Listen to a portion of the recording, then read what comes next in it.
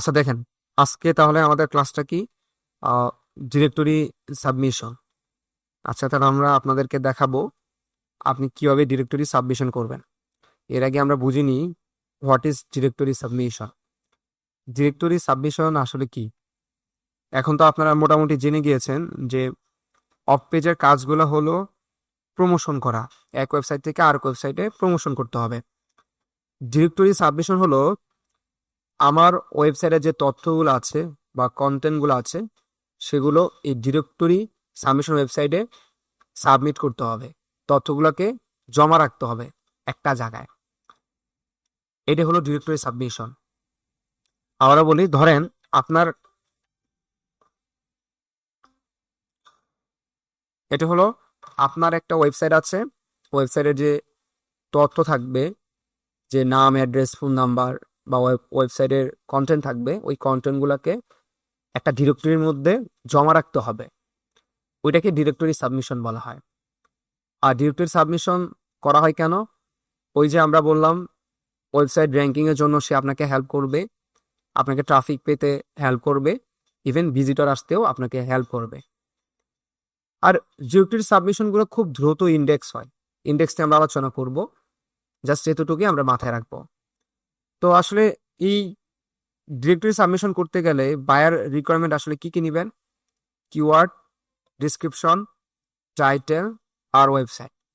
এই চারটা জিনিস বায়ার থেকে নিতে হবে। তো বায়ার ধরেন আমাদেরকে এই চারটা জিনিস দিয়ে দিল ডিরেক্টরি সাবমিশনের। সে আমাদেরকে একটা ওয়েবসাইটের লিঙ্ক দিল, সে একটা টাইটেল দিল, সে একটা শর্ট ডিসক্রিপশন দিল, সে কিছু কিওয়ার্ড দিল। আপনারা হয়তোবা জানেন যে আমরা আগের যে ক্লাসগুলো করেছিলাম, পিডিএফ এবং ওয়েব 2.0তেই শুধু অনলি 500 থেকে 800 ওয়ার্ডের আর্টিকেল নিয়েছিলাম, বাকিগুলোতে 70 ওয়ার্ড দিয়ে করেছিলাম। এটা তো সেম 70 ওয়ার্ডের আপনি রাখা ট্রাই করবেন, এখানে বেশি আর্টিকেল ব্যবহার করা হয় না। আবার এই ওয়েবসাইটগুলোতে বেশিরভাগ অনেক সময় অ্যাঙ্করও করা হয় না, যেটা আমরা লোকাল সাইটের সময় করেছিলাম। অনেক সময় অ্যাঙ্কর করা যায়, অনেক সময় যায় না। ক্লাসিফাইডে অনেক ওয়েবসাইটে অ্যাঙ্কর করা যায়, অনেক সময় অ্যাঙ্কর করা যায় না। তো চলেন আসলে কিভাবে করবেন আমি দেখাই আপনাদেরকে। তো এখানে আমি আপনাদেরকে লিস্ট দিয়ে দিব, এই লিস্টটা দিয়ে দিব, এখান থেকে আপনারা নিয়ে কাজ করতে পারবেন। তো রিসোর্স ফাইলে থাকবে ইয়েগুলা, আপনাদের এই রিসোর্সগুলা। আমি আরো কিছু লিস্ট দিব আপনাদেরকে, ওইগুলা দিয়েও আপনারা করতে পারবেন। তো এগুলো অনেক সময় স্প্যামিং হয়, কারণ ডিএপিএ ভালো হয় না, হয়তো বা স্প্যাম স্কোর অনেক হাই থাকে। তা আমি বেছে বেছে ভালোগুলাতেই করি, যেগুলো ডিএপিএ একটু ভালো থাকে এবং স্প্যাম স্কোরটা কম থাকে। ডিরেক্টরি সাবমিশনগুলো বেশিরভাগই ডিএপিএ গুলো ভালো হয়, তাহলে স্প্যাম স্কোরটা অনেক হাই হয়ে যায়। ধরেন 80%, 90%, 50% হয়ে যায়। তো এগুলোতে আসলে কাজ করলে এটা আরো বরঞ্চ ওয়েবসাইটের ক্ষতি। এজন্য আপনি অনলাইনে অনেক ধরনের ডিরেক্টরি সাবমিশন সাইটের লিঙ্ক দেখতে পারবেন, কিন্তু করতেও পারবেন, কিন্তু এগুলা করলে ঝুঁকি থাকবে একটা। তো এই জন্য আমরা এগুলাতে যাব না, এই জন্য আমি ভালোগুলো আপনাদেরকে দিব যেগুলাতে আসলে কাজ করা যায়। আচ্ছা দেখেন, এখন আমাদের কাজ হলো এরকম করে ওয়েবসাইটে আসবে। তো ডিরেক্টরি কিছু কিছু ওয়েবসাইট আছে যেখানে আসলে আমরা স্টেপগুলো দেখি সাইন আপ আর লগ ইন করা লাগে না। এখানে বলা আছে যে সাইন আপ এবং লগ ইন। কিছু কিছু ওয়েবসাইট আছে সাইন আপ আর লগ ইন করা লাগে না, ক্লাসিফাইডের মতো আমি অপশন পেলেও আমি করতে পারি।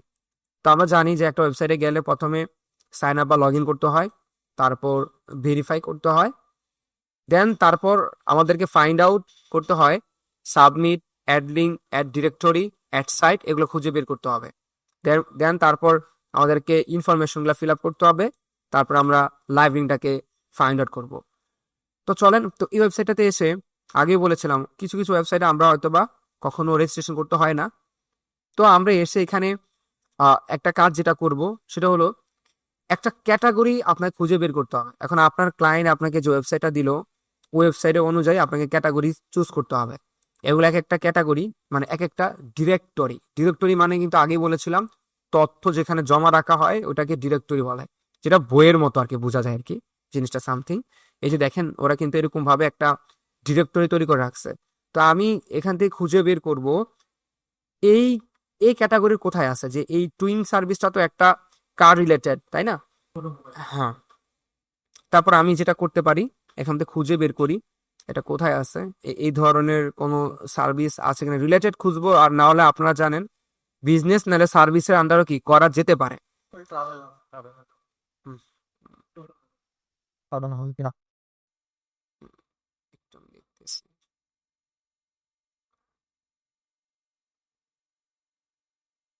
এই যে অটোস রিয়াকশন আছে।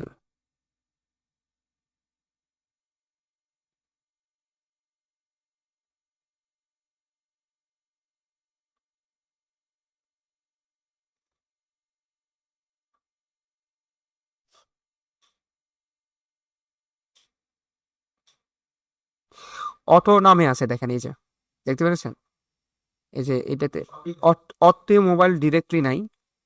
আমরা যদি একটু দেখি যে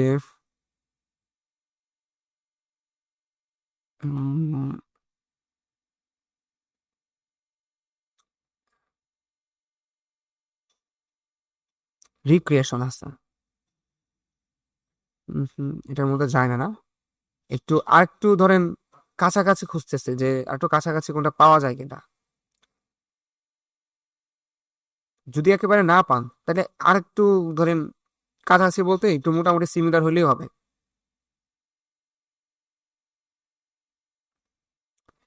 নিউজে দিয়ে দিই, নিউজ বলতে একটা ইয়ে আছে না, নিউজে অ্যাড করতে হবে, নাহলে তার উপায় নাই, এখানে অটোমোশনের ওইরকম ভাবে নাই। একটা কাজ করি, নিউজের ভিতরে এই যে নিউজের ভিতরে অ্যাড করে দিই, এই যে অল্টারনেটিভ অ্যাড করে দিই।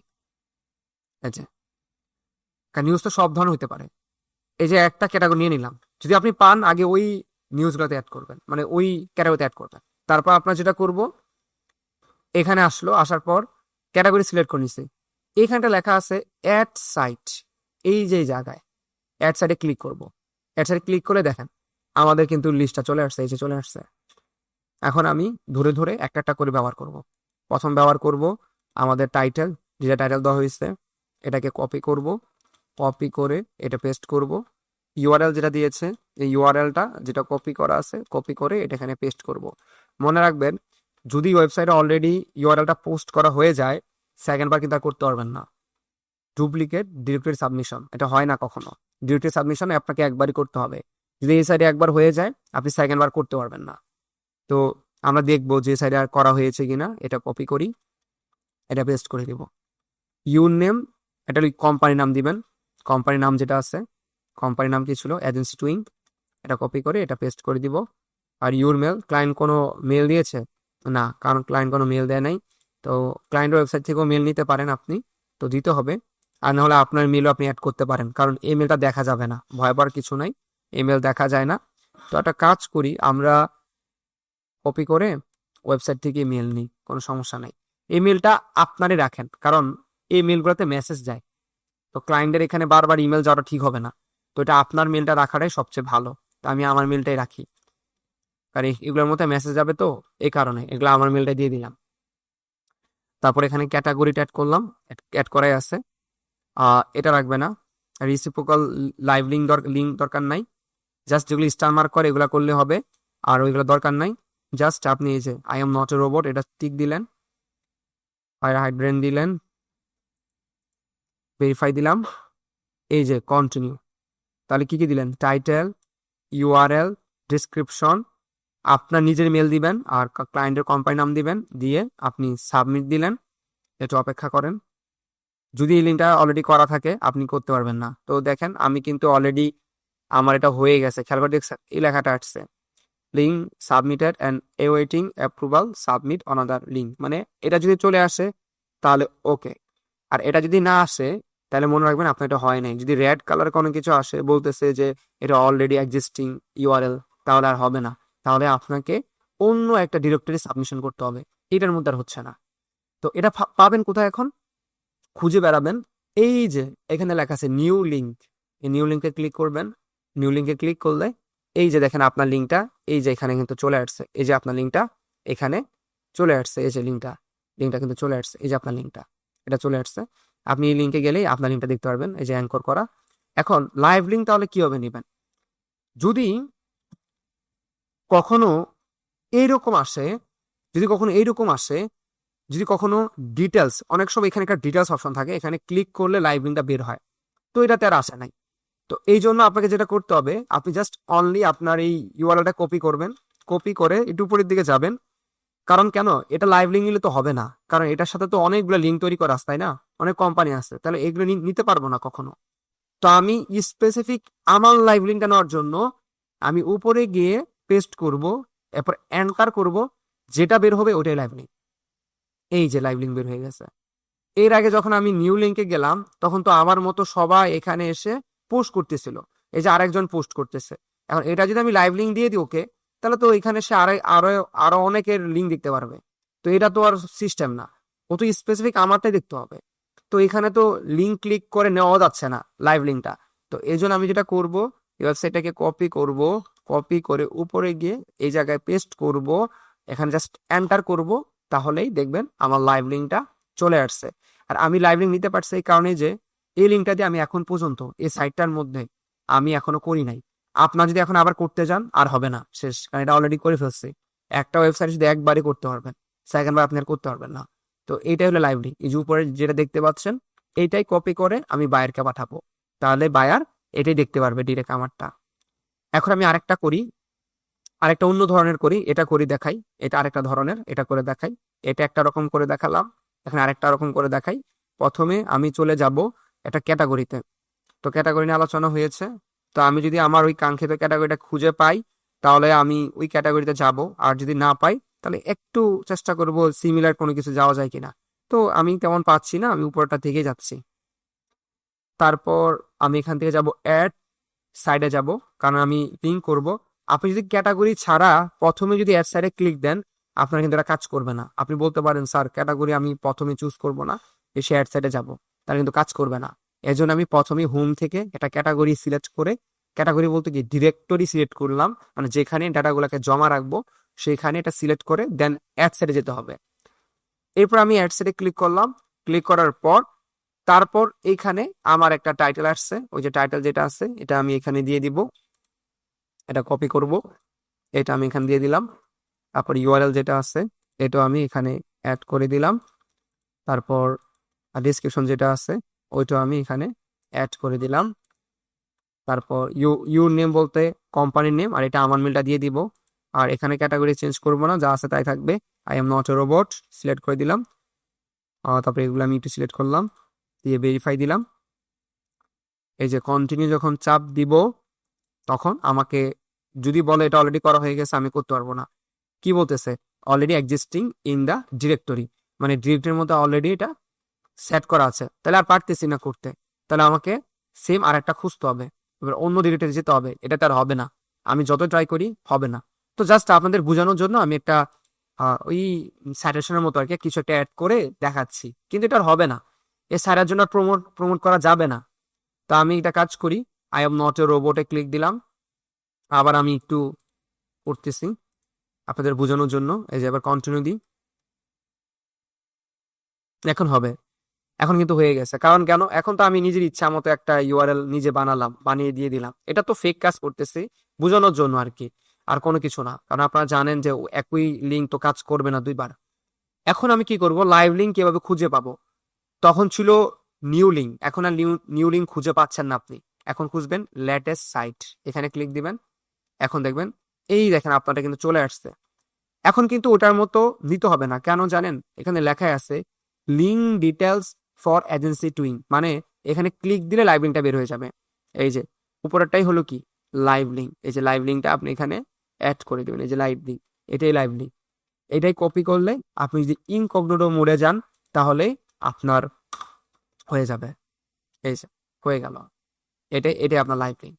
আর আরেকটা ব্যাপার একটু বলে দিই, যখনই আমরা কোনো কিছু ক্যাটাগরি থেকে সিলেক্ট করে যাচ্ছি, যেমন একটু খেয়াল করে দেখেন আমি যাচ্ছি ক্যাটাগরি থেকে অ্যাড সাইডে যাচ্ছি, এটা একটু বলে দিই, সবসময় চেষ্টা করবেন টাইটেল না ব্যবহার করে কিওয়ার্ড ব্যবহার করার জন্য। কারণ কেন জানেন, ওই কিওয়ার্ডটার ভিতরে একটা অ্যাঙ্কর করা থাকে, ওই কিওয়ার্ডটা চাপ দিলে, ওই টাইটেলটা চাপ দিলে ও ওয়েবসাইটে নিয়ে যায়।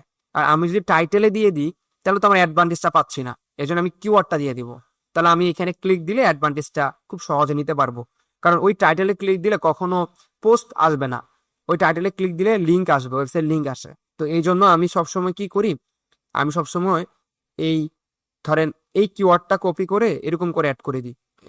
এরকম করে দিই কেন, এখানে আমি বুঝতে পারি টাইটেলটাকে অ্যাঙ্কর করা যায়। তো এই জন্য টাইটেলের ভিতরে অ্যাঙ্কর করার জন্য আমি কিওয়ার্ড দিয়ে দিই।